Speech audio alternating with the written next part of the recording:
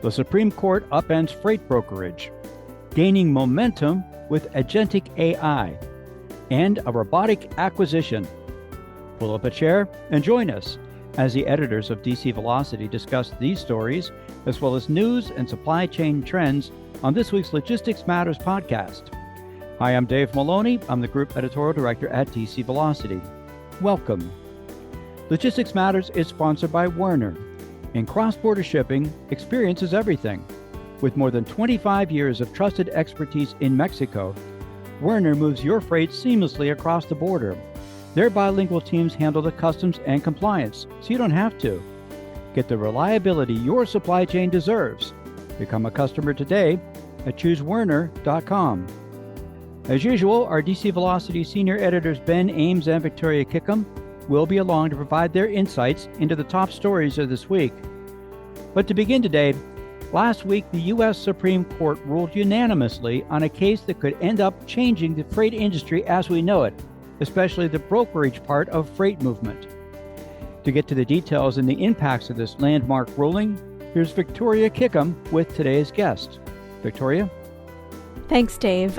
In a decision last week, the U.S. Supreme Court said freight brokers may face negligent hiring claims over injuries caused by motor carriers that they hire. The ruling opens the door to greater liability for brokers, and it could have wide-ranging effects on the trucking and logistics industry overall. Here to discuss this with us is Hannah Hurckes, founder and CEO of logistics services provider Boss Lady Logistics. Welcome, Hannah. Hi, thank you for having me. Yeah, thanks so much for joining us. First, tell us a little bit about your company. What specific services does Boss Lady Logistics provide, and where do you sit in the supply chain? And I love the name of the company, by the way. Oh, thank you so much.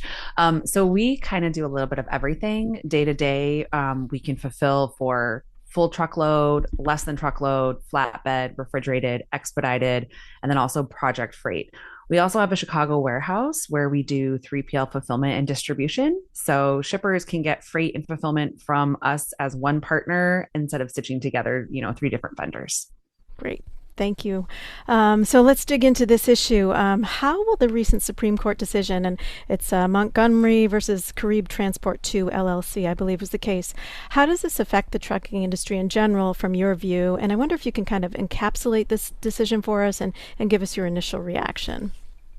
Yeah, absolutely. The Supreme Court does not always rule unanimously, but in this situation, they did rule unanimously. And I think that that's something that definitely needs to be highlighted. It really is an earthquake in the brokerage world of freight, because prior to this, it's always been the liability falls onto the carrier that the broker is booking. However, they are now saying that the broker is responsible because of their vetting protocols. In my personal opinion, it's about time that we had some regulation within this industry. The industry has been known for years where brokers chase the cheapest rate and tender loads to carriers that they have no business hiring.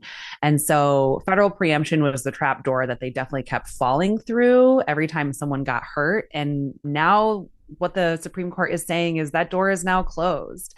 And we have to make sure that our vetting of carriers is in line to protect us in situations like this as brokers. So can you explain a little bit more about that sort of federal the trapdoor, I think you described it as? So this allows, a plaintiff to sue a broker on the state level, as I understand it, correct? Correct, yes. And because this case in particular came out of I believe it was 2017 in Illinois, there was a crash and they had a conditional FMCSA rating. So when you're looking at FMCSA safety ratings as a broker, you really have to vet your carriers in a specific way so that you can regulate properly. And the argument basically here with the federal preemption was that states cannot regulate us and we are actually protected by federal law. So the Supreme Court then came in and said, not on safety claims. Okay, right. Thank you. So as you say, this lawsuit then speaks directly to issues of safety, liability, carrier vetting. How might these issues change in light of this decision? Yeah, I mean, we talk about carrier vetting a lot. And like I said previously, brokers will undercut in order to quote freight at a lower rate so that they can secure it. So when we're talking about carrier vetting, we really, really have to be documented. It needs to be a real process. We need to look at safer snapshots, basic scores, inspection history, crash history, out of service rates, and insurance verifications through an underwriter, not necessarily just a forwarded PDF. So when we're looking at the pulse check of how to accurately vet an MC, it's not just checking that the MC is active within the FMCSA system, but it's also making sure that their insurance is active, calling the insurance company, making sure that it's an active policy, looking at that crash history, those out of service rates, and getting an accurate pulse check of the actual carriers. So a lot more work involved. Some industry analysts have said that this increased legal exposure for brokers could drive up freight costs, insurance premiums, and consumer prices. Do you agree, and how do you see that playing out across the industry? So, short answer, yes, costs are going to rise. But I think that headline definitely misses what was actually happening before all of this. Insurance is always the first domino, and it's already been moving in terms of contingent auto liability, broker policies, and then also repricing. Underwriters are definitely tightening up their language when it comes to carriers and being able to insure carriers, especially if they have certain flags like safety scores that are lower than average, or experience within the carrier as far as safety issues. So the contrarian take to this is definitely that the cost was always going to show up one way or another. And here it has shown up on the flip side of things. So it's not necessarily a rise in the cost of brokerage or authority fulfillment, but it's just being paid through an insured driver as opposed to by the supply chain. I mean, I imagine this is going to, we're going to see a lot more conversation around this at different industry meetings or in the press. How do you expect brokers to react? There are all different types of companies. There are good companies, not so good companies. What do you expect the reaction from that side of the aisle to all of this? Yeah, I do believe that this was kind of a long time coming. The industry was overdue for a flush, I want to say. And this case, Montgomery, is not necessarily the cause of that, but it is an accelerant, right? So we're going to see maybe four different things that shippers need to sit with and brokers need to sit with. The first one is that cargo theft is at a record right now. Insurance has already been climbing. Capacity is absolutely thinning. And now the fourth one is broker liability the exposure has just expanded. So when we accelerate the consolidation, smaller brokers that don't have the systems to do the real carrier vetting are going to end up being flushed out of the market, and more well-capitalized players with technology, data, processes will end up absorbing their book. So I do want to say the smaller ones are going to be pushed out if they do not get their vetting up to par. But also on the carrier side, marginal operators will continue to find brokers willing to tender them loads. What other implications might the case have for the future of logistics and supply chains, maybe on a broader level? So I really look at technology as being the largest player in the freight market right now.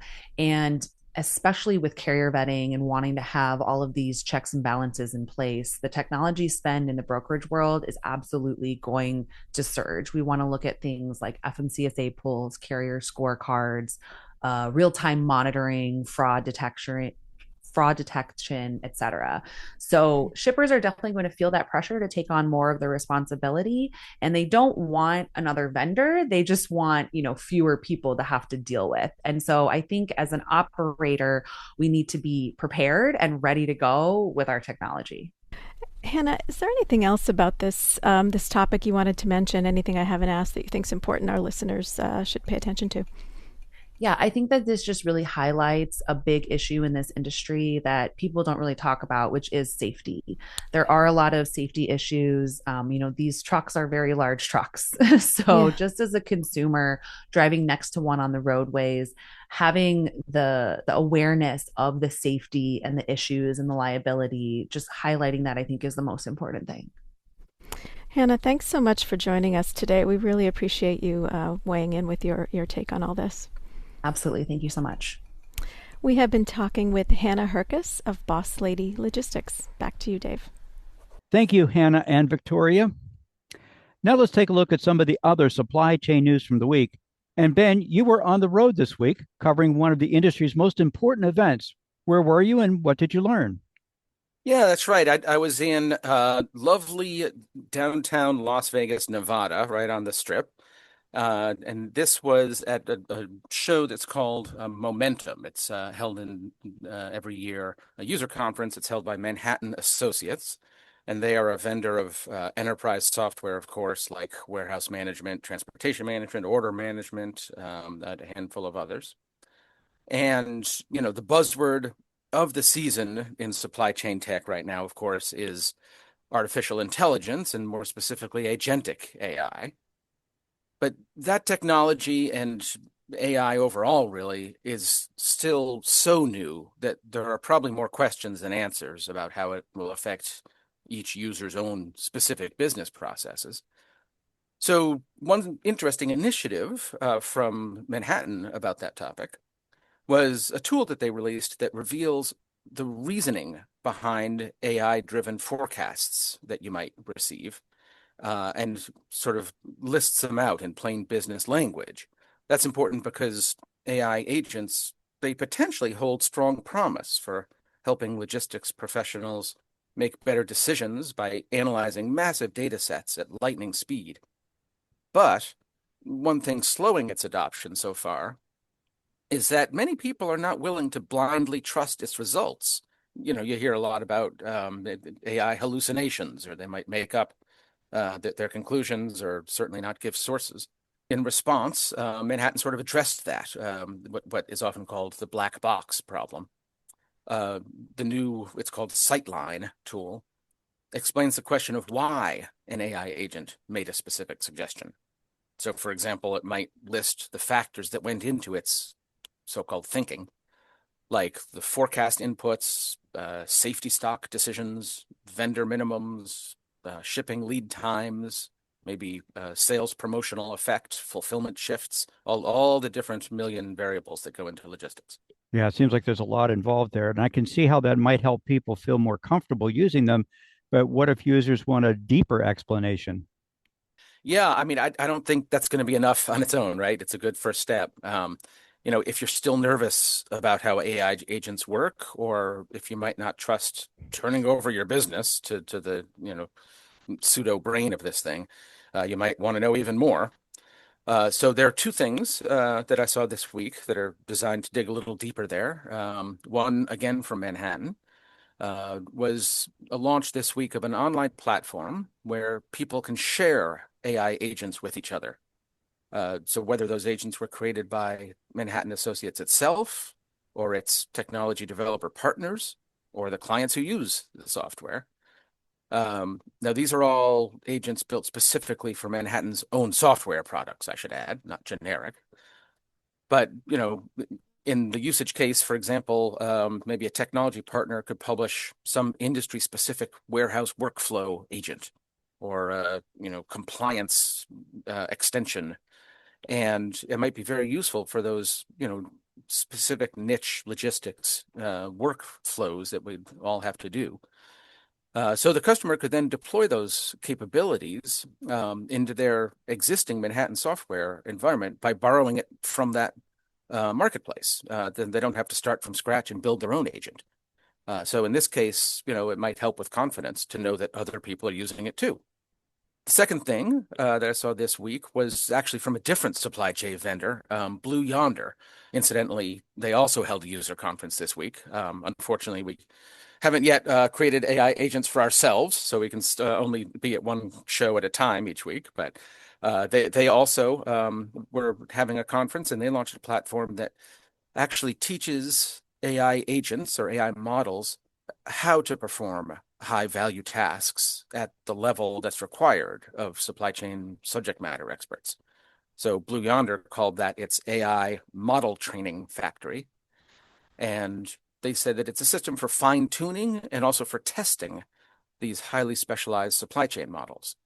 So the models are built to execute, of course, these complex supply chain workflows, initially working alongside human operators, and then they're graded to ensure that what they're producing is high quality outcomes. Well, I think anything that can help to make AI easier to utilize for the common person and still produce productive results is really significant progress in seeing wider adoption of AI.